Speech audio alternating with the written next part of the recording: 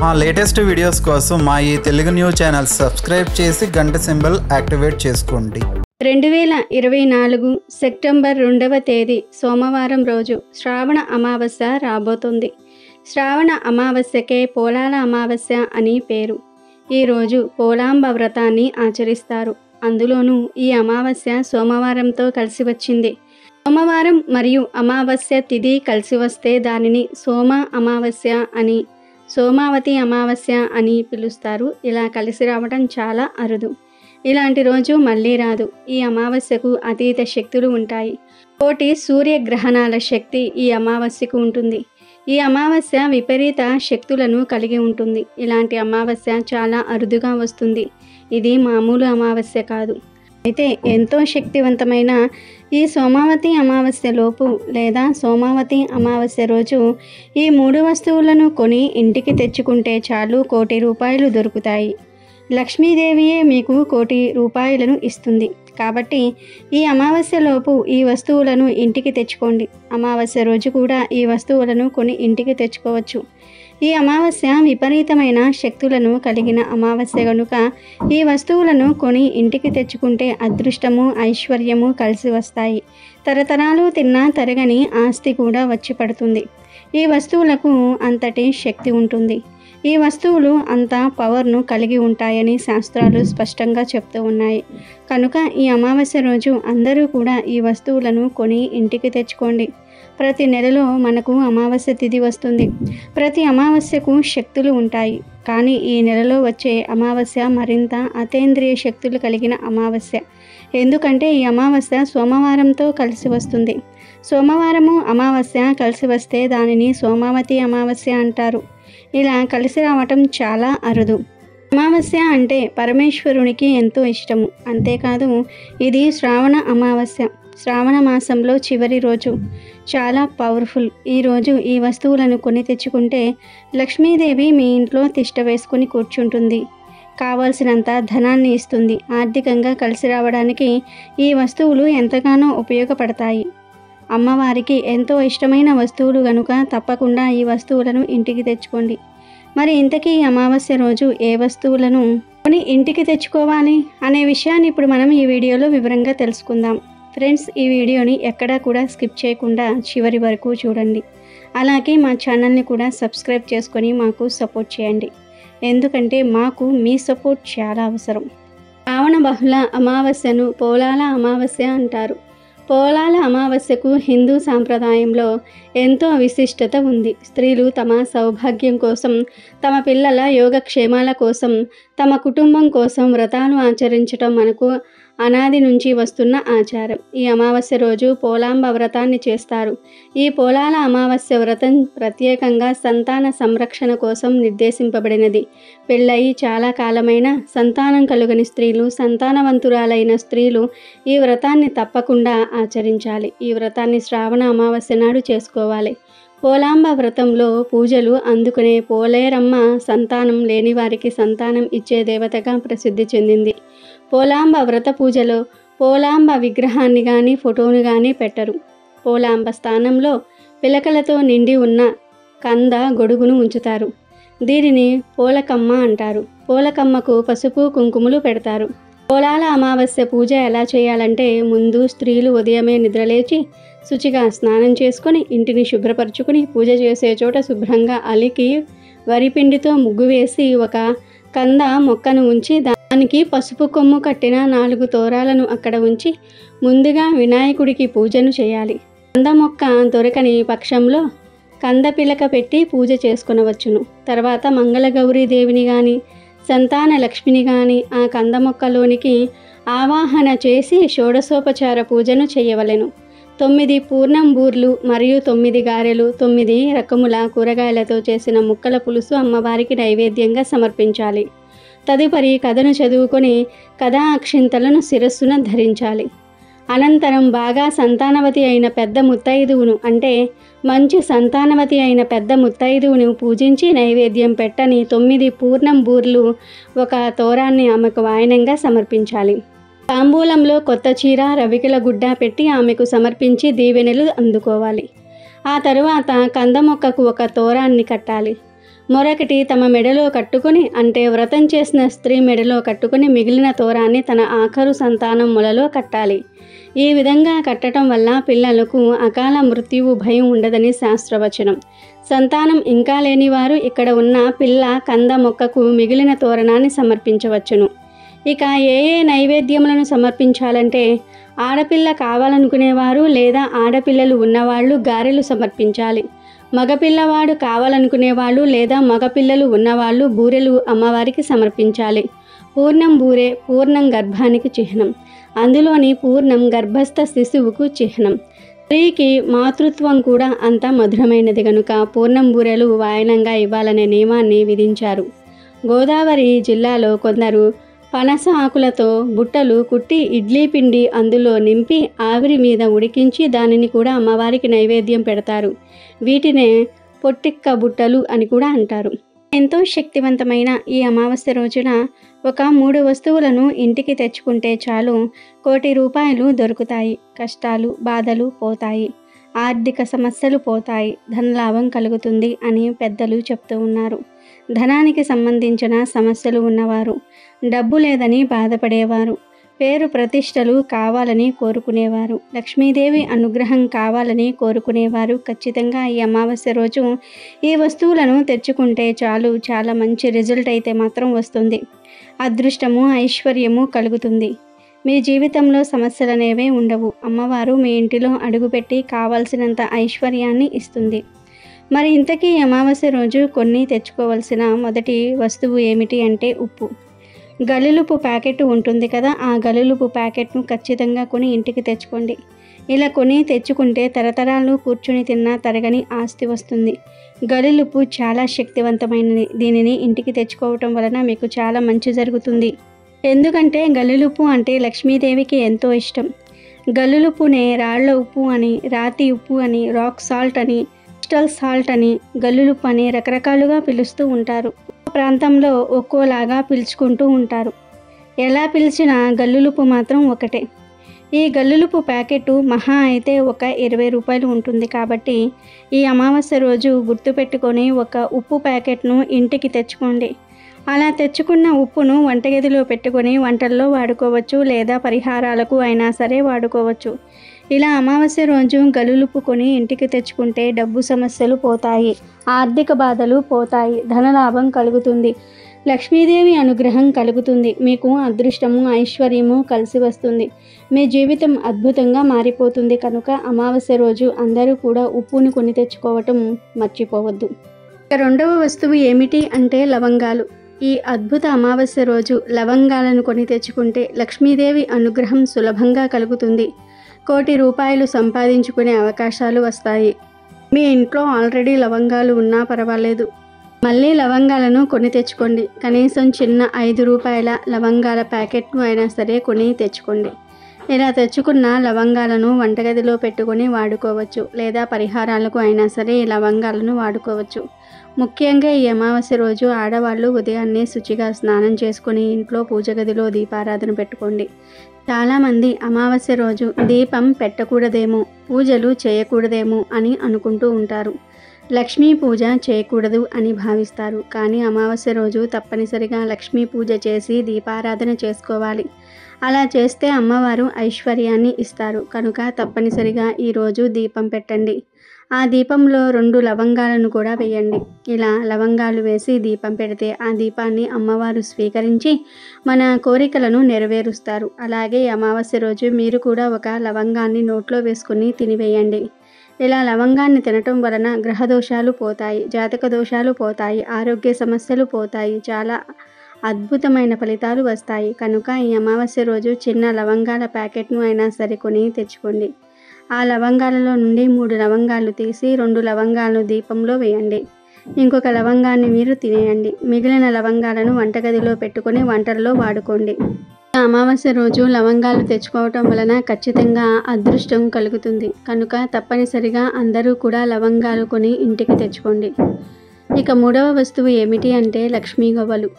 లక్ష్మీ గవ్వలు అంటే అమ్మవారికి చాలా ఇష్టం. కనుక ఈ అమావాస్య రోజు 5 లక్ష్మీ గవ్వలను ఇంటికి తెచ్చుకోండి.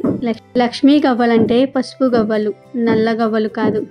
ఈరోజు 5 పసుపు గవ్వలు తెచ్చుకొని లక్ష్మీదేవి ఫోటో ముందు పెట్టి పూజ చేసుకొని ఆ తర్వాత ఈ గవ్వలను తీసుకుని వెళ్ళి బీరువా లాకర్లో పెట్టుకుంటే ధనానికి లోటు అనేదే రాదు. మీ జీవితం సుఖ సంతోషాలతో నిండిపోతుంది.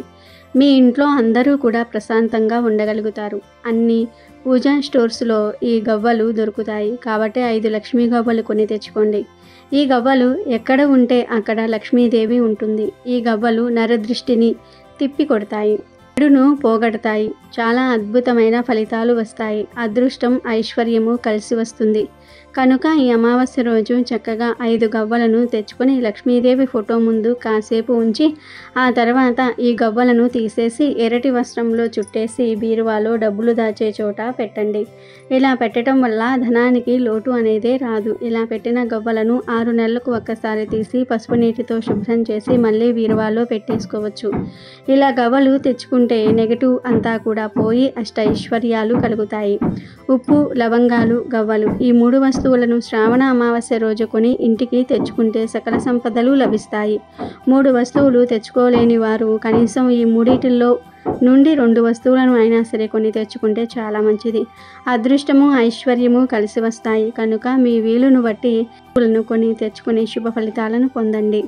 ఉభయ గోదావరి జిల్లాల వాసులు శ్రావణ అమావాస్యను పోలాల అమావాస్య అని పిలుస్తారు.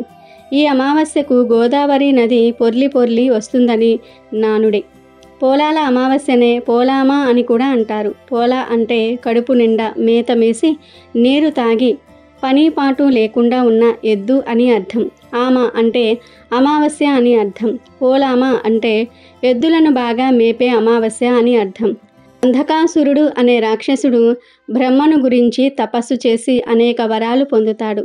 గర్వంతో అతడు ఒకసారి పార్వతీదేవినే కామించాడు. శివుడు భూలోకానికి వెళ్ళిన వేళను కనిపెట్టి అంధకాసురుడు పార్వతి దగ్గరకు వెళ్ళి తన దుష్ట చింతనను వ్యక్తం చేశాడు. అది చూసి వాకిట కాపలా కాసే నంది ఆ అసురునితో యుద్ధానికి తలపడ్డాడు. ఇంతలో శివుడు వచ్చి అంధకాసురుని హతమార్చాడు. ఈ సందర్భంలో నంది తనకు చేసిన సాయానికి మెచ్చి శివుడు తనను ఏదైనా వరం కోరుకోమన్నాడు. అప్పుడు నంది ఇలా కోరుకున్నాడు. మహర్నిషి అయిన శిలాధుని పొలంలో ఆది వృషభ రూపాన అతనికి నేను దొరికిన రోజు శ్రావణ మాసం అమావాస్య తిథి. ఆనాడు వృషభ పూజ చేసే భక్తుల కోరికలు నెరవేర్చినట్లుగా అనుగ్రహించండి అన్నాడు. శివుడు తదాస్తు అన్నాడు. అప్పటి నుంచి శ్రావణ అమావాస్య నాడు గో వృషభ పూజ వాడుకయింది. ఈ పూజ తెలుగు రాష్ట్రాలలో అక్కడక్కడ మాత్రమే చూస్తాం. వ్యవసాయం చేసేవారు ఈరోజు ఎద్దులకు పూజ చేస్తారు. వ్యవసాయం లేనివారు ఎద్దు బొమ్మలు మట్టితో చేసి వాటికి పూజ చేస్తారు. ఈ శ్రావణ అమావాస్య రోజు నిమ్మకాయతో ఒక పరిహారం చేస్తే చాలు 60 నిమిషాల్లో కష్టాల నుండి బయటపడతారు అని శాస్త్రాలు చెప్తూ ఉన్నాయి. ఈరోజు అనగా అమావాస్య రోజు ఈ నిమ్మకాయ పరిహారం చేసుకోవటం వలన మీ ఇంటిపై ఉన్న చెడు నరదృష్టి కూడా పోతుంది. ఈ రోజుల్లో అందరికీ ప్రధానంగా ఉన్న సమస్య ఏమిటి అంటే నరదృష్టి. నరదృష్టి అంటే మనల్ని చూసి జనాలు ఏడుస్తూ ఉంటారు. ఇల్లు కట్టుకున్నా, బండి కొనుక్కున్నా, బంగారం కొనుక్కున్నా, కొంచెం వృద్ధిలోనికి వచ్చినా ఇక జనాలు మన మీదే ధ్యాస పెడతారు. వారి దృష్టి అంతా కూడా మీ మీదే ఉంటుంది. ఆ చెడు దృష్టి వలన మీరు సంతోషంగా ఉండలేకపోతారు. మీ దగ్గర ఉన్న సంపదలన్నీ కూడా తిరిగిపోతాయి. ఆరోగ్యం పాడైపోతుంది. మనశ్శాంతి కరువవుతుంది. మీరు నాశనం అయిపోతారు. నరదృష్టి అంతటి భయంకరమైనది. కనుక ఈ అమావాస్య రోజు తప్పకుండా నిమ్మకాయ పరిహారం చేసుకోండి. అలా చేసుకుంటూ ఉంటే తప్పకుండా మీకు ఉండే నరదృష్టి అంతా కూడా పోతుంది. ఆర్థిక సమస్యలు పోతాయి. అప్పుల బాధలు తీరిపోతాయి. చెడంతా కూడా పోతుంది. ఈ నిమ్మకాయ పరిహారం చాలా శక్తివంతమైనది, చాలా పవర్ఫుల్. నిమ్మకాయ పరిహారం వలన నెగిటివ్ ఎనర్జీ, చెడు శక్తులు, నరదృష్టి అన్నీ కూడా పోతాయి. అసలు ఏం చేయాలి అంటే ఏమీ లేదు. ఈ అమావాస్య రోజున ఒక ఎర్రటి రంగు వస్త్రాన్ని తీసుకొని ఆ వస్త్రంలో ముందు ఒక నిమ్మకాయను వేయండి. ఎలాంటి మచ్చలు, పుచ్చులు లేని పసుపు రంగు నిమ్మకాయను వేయండి. పరిహారాలకు ఎప్పుడైనా సరే పసుపు రంగు నిమ్మకాయలనే వాడాలి. పచ్చి నిమ్మకాయలు వాడకూడదు. ముందు ఒక రెడ్ క్లాత్ తీసుకోండి. చిన్న జాకెట్ ముక్కను లేదా చిన్న కర్చీఫ్ను తీసుకొని అయినా సరే వాడుకోవచ్చు. ఆ ఎర్ర రంగు క్లాత్లో ముందు నిమ్మకాయను వేయండి. తర్వాత గుప్పెడు గల్లులుప్పు వేయండి.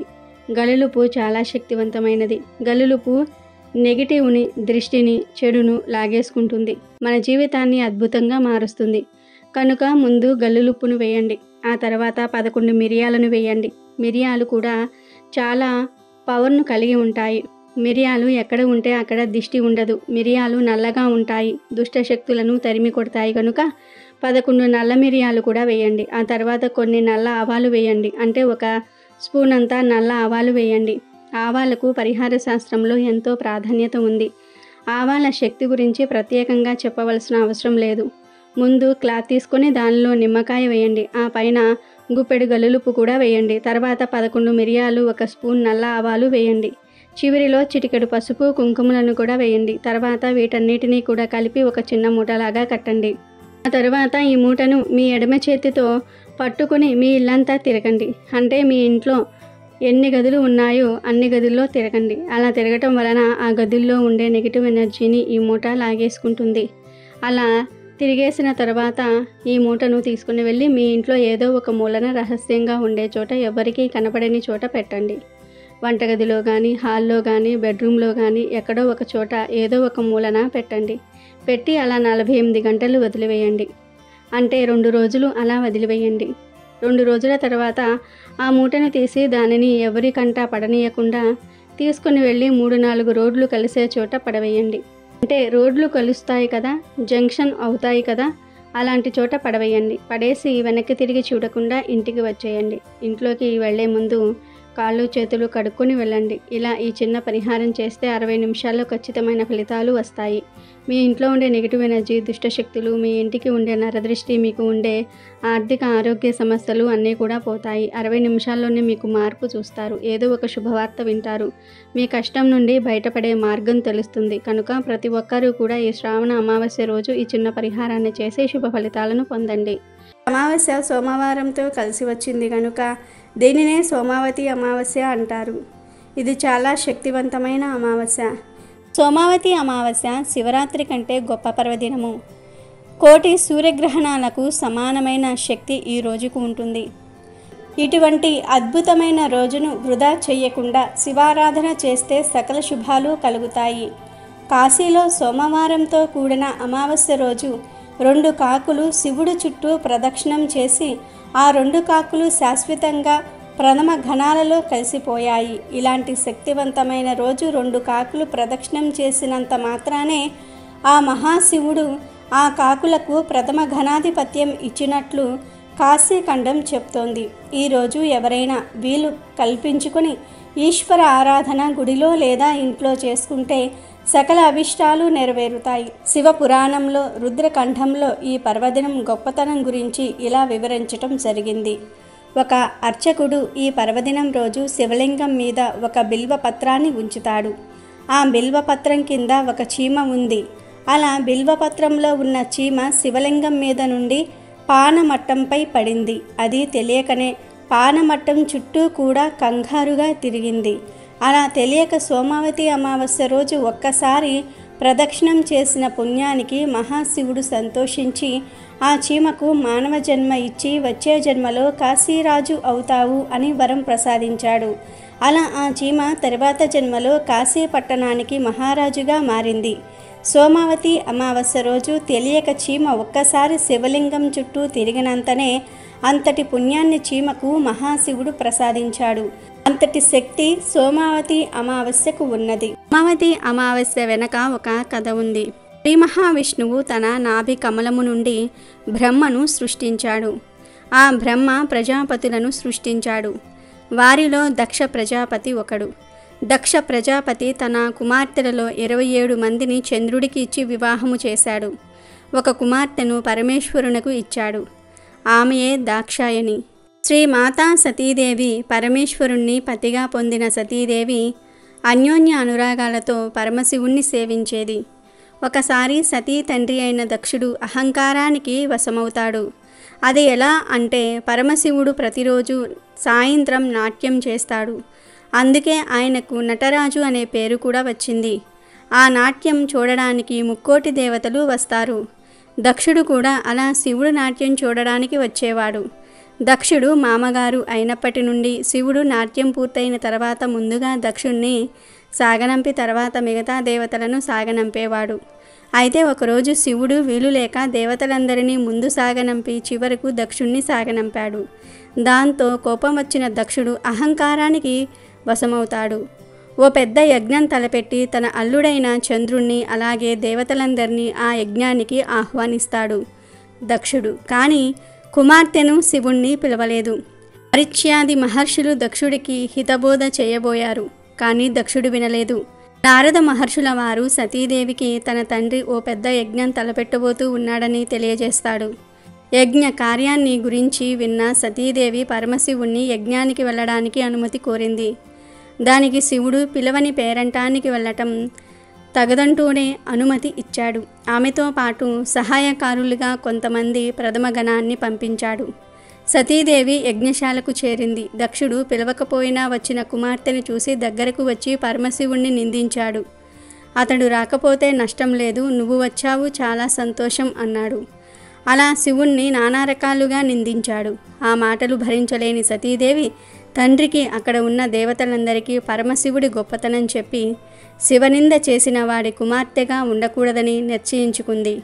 దాంతో సతీ అగ్నిగుండము దగ్గరకు వెళ్ళి యోగాగ్నిలో కూర్చొని తనను తాను దహనం చేసుకుంది. సతీదేవి మరణం గురించి విన్న శివుడు ఆగ్రహోద్రగ్రుడయ్యాడు. వెంటనే తన వెంట్రుకలతో వీరభద్రుణ్ణి సృష్టించాడు. ప్రథమ గణాలతో పాటుగా ఆ వీరభద్రుడు దక్షుడి మీదకి దాడి చేశాడు. అక్కడ యజ్ఞానికి వచ్చిన వారందరినీ చితకబాదాడు. శివగణాల చేతిలో చావు దెబ్బలు తిన్న వారిలో చంద్రుడు కూడా ఉన్నాడు. చంద్రుడు సాక్షాత్తు శివుడికి తోడల్లుడు అయినా శివుణ్ణి అవమానించే కార్యక్రమంలో పాల్గొన్నందుకు తగిన శాస్తిని అనుభవించాడు. నిలువెల్లా గాయాలతో నిండిన చంద్రుడు వాటి బాధలకు తాళలేకపోయాడు. తనకు ఉపశమనం కలిగించమంటూ వెళ్ళి ఆ పరమశివుణ్ణి వేడుకున్నాడు. చంద్రుని బాధను చూసిన భోళాశంకరుడి మనసు కరిగిపోయింది. అప్పుడు శివుడు, ఓ చంద్రదేవా, రాబోయే సోమవారం నాడు అమావాస్య తిథి కూడా ఉన్నది. ఆ రోజున గనుక నాకు అభిషేకం చేస్తే నువ్వు ఆరోగ్యవంతుడవు అవుతావని అభయమిచ్చాడు. శివుని సూచన మేరకు చంద్రుడు సోమవారం అమావాస్య కలిసి వచ్చిన రోజున శివుడికి అభిషేకం చేసి తన బాధల నుంచి విముక్తుడయ్యాడు. అప్పటి నుంచి సోమవారం నాడు వచ్చే అమావాస్యను సోమవతి అమావాస్య అనే పేరుతో పిలవటం జరుగుతోంది. సోముడు అంటే చంద్రుడు అన్న అర్థం ఉంది. ఆ చంద్రుని ధరించాడు కాబట్టి శివుణ్ణి కూడా సోమేశ్వరుడు అని పిలుస్తారు. ఇది సోమావతి అమావాస్య వెనుక ఉన్న కథ. ఈ అమావాస్య రోజున గంగానదిలో స్నానం చేస్తే చాలా పుణ్యం లభిస్తుంది. లేదు అంటే దగ్గరలో ఉన్న సముద్రాలు లేదా దేవాలయాలలో ఉండే కోనేరులో కూడా స్నానం చేయవచ్చు. ముఖ్యంగా కాశీ, ప్రయాగ, హరిద్వార్ వంటి పుణ్యక్షేత్రాలలో స్నానం చేయాలని పురాణాల్లో ఉంది. రోజు అక్కడికి భక్తులు కూడా ఎక్కువగా వచ్చి స్నానమాచరించి పూజా కార్యక్రమాల్లో పాల్గొంటారు. భక్తుల విశ్వాసం ప్రకారం శివుడు ప్రధానంగా సోమావతి అమావాస్య రోజు గంగా స్నానం చేసి వారికి అదృష్టం మరియు సంపద మరియు మోక్షాన్ని ఇస్తారు అని ప్రతీతి. గంగానదిలో స్నానం చేయలేని వారు సముద్రాలు లేదా దేవాలయాలలో ఉండే కోనేరులో లేదా దగ్గరలో ఉండే నదుల్లో, కాలువల్లో కూడా స్నానం చేయవచ్చు. ఇలా చేస్తే జన్మజన్మల పాపాలు పోతాయి. శివుడికి సోమవారం అంటే చాలా ఇష్టం అన్న విషయం తెలిసిందే. అమావాస్య నాడు ఆయనను పూజిస్తే కూడా విశేష ఫలితం లభిస్తుందని చెప్తూ ఉంటారు. ఇక సోమవారం అమావాస్య కలిసి వస్తే రోజే సోమావతి అమావాస్య. శివారాధనకు ఇది ఒక విశిష్టమైన రోజు. ఈ రోజున పుణ్యనదులలో స్నానం చేసి పేదలకు దానం చేస్తారు. దీంతో పాటు పూర్వీకుల ఆత్మశాంతి కోసం శ్రాద్ధం, తర్పణం కూడా చేస్తారు. దీని వలన పితృదోషాలు కూడా పోతాయి. మిగతా దేవుళ్ల కన్నా శివుడు భక్తుల కోరికలను తేలికగా నెరవేరుస్తాడని, భక్తులను త్వరగా అనుగ్రహిస్తాడని ప్రతీతి. రాక్షసులను సైతం అనుగ్రహించి వరాలు కురిపిస్తాడు కాబట్టే శివుడిని భోళాశంకరుడు అని అంటారు. బిల్వ పత్రాలతో అభిషేకిస్తే చాలు కోరిన కోరికలు తీరుస్తాడు. ఆ మహాదేవుణ్ణి ఎక్కువగా సోమవారం రోజు మాత్రమే పూజిస్తారు. శివునికి సోమవారం అంటే చాలా ఇష్టం అన్న విషయం తెలిసిందే. అమావాస్య నాడు ఆయనను పూజిస్తే కూడా విశేష ఫలితం లభిస్తుందని పెద్దలు చెప్తూ ఉన్నారు. ఇక సోమవారము మరియు అమావాస్య కలిసి వచ్చే రోజే సోమావతి అమావాస్య. శివారాధనకు ఇది ఒక విశిష్టమైన రోజు. సోమావతి అమావాస్య రోజున శివుడికి అభిషేకం చేస్తే విశేషమైన ఫలితం వస్తుందని పండితులు చెప్తూ ఉన్నారు. ఈరోజు తలారా స్నానం చేసి శివుణ్ణి పంచామృతాలతోనూ జలంతోనూ అభిషేకించుకోవాలి. ఇలా అభిషేకించిన తర్వాత శివుణ్ణి బిల్వ పత్రాలతో పూజించి శివ స్తోత్రాలతో కొలిస్తే సంపూర్ణ ఆయురారోగ్యాలు, సిరి సంపదలు లభిస్తాయని నమ్మకము. ఈ పూజ పంచారామాలలో కానీ రాహుకాలంలో కానీ సాగితే మరింత విశిష్టమైన ఫలితం దక్కుతుంది. ఏదీ కుదరకపోతే కనీసం శివ పంచాక్షరి జపంతో అయినా సరే ఈ రోజును గడిపితే ఎంతో పుణ్యం వస్తుంది. సోమావతి అమావాస్య రోజున రావి చెట్టుకు 108 సార్లు ప్రదక్షిణలు చేసి ఉపవాసం ఉన్నచో జాతకంలో ఉండే సకల దోషాలు తొలగిపోతాయని విశ్వాసము. రావి చెట్టులో ఎల్లప్పుడూ బ్రహ్మ, విష్ణు, మహేశ్వరులు కొలువుతీరి ఉంటారు కనుక ఈ రోజున రావి చెట్టును శక్తి కొలది పూజించాలి. అమెజాన్లో బెస్ట్ డిస్కౌంట్స్ కోసం వీడియో డిస్క్రిప్షన్లో లింకు ఉంది, చూడండి. అలాగే మా టెలిగ్రామ్ ఛానల్ సబ్స్క్రైబ్ చేసుకోండి.